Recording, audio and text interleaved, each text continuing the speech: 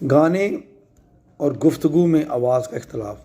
آواز کی برجیں ایک دوسرے کے بعد 3 طرح سے بدلتی ہیں۔ نمبر 1، تقریباً تمام برجیں بلا تغیر ایک نغمے پر ہوں جیسا کہ تمام گفتگو میں ہوتا ہے۔ نمبر 2، بلند برجوں سے پست کی طرف اور پست سے بلند کی طرف بار بار جانا اور درمیان میں سکون نہ ہونا جیسے کہ انسان کے رونے کے وقت ہوتا ہے یا کتوں کے بھونکنے کے وقت۔ نمبر 3، جس میں ہر آواز کے لیے ارتعاش کی تعداد مقرر ہوتی ہے۔ ان مسلسل آوازوں کی تھرتھراہٹ آلات موسیقی میں سے نکلنے والے آوازوں کے مشابہ ہوتی ہے۔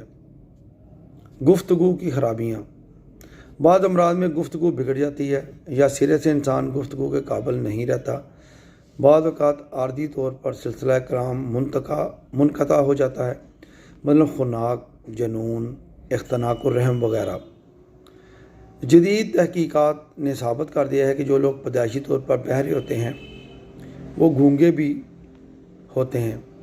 پیدائشی بہرے چونکہ کسی چیز کو سنتے ہی نہیں اور نہ ہی ان کا مرکز سماعت کبھی متحرک ہوتا ہے، لہذا وہ بول بھی نہیں سکتے، کیونکہ جو شخص کسی چیز کو جانتا ہی نہیں وہ اس کے متعلق کیا کہہ سکتا ہے۔ بصارت قوت گویائی سے تعلق نہیں رکھتی، لیکن جن چیزوں کو ہم اپنی آنکھوں سے دیکھتے ہیں ان سے گویائی میں ایک قسم کا اضافہ ہو جاتا ہے۔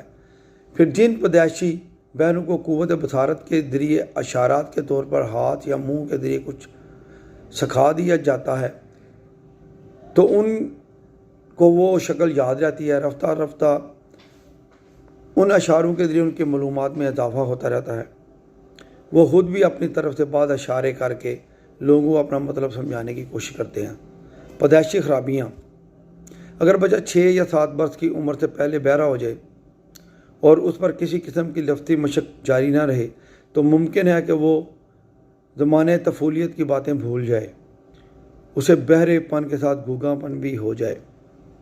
عصبی خرابیاں۔ عام طور پر گفتگو میں خرابی حنجرے کی وجہ سے اور بالخصوص اس میں پھیلنے والے اعصاب کی خرابی سے پیدا ہوتی ہیں۔ لکنت ان عضلات کے تسلسل میں خرابی آنے کی وجہ سے پیدا ہوتی ہے جو گفتگو میں کام کرتے ہیں۔ دماغی خرابیاں۔ گفتگو کی خرابیوں میں امراض دماغ کا بھی خصوصی دخل ہے، مثلا جنون وغیرہ۔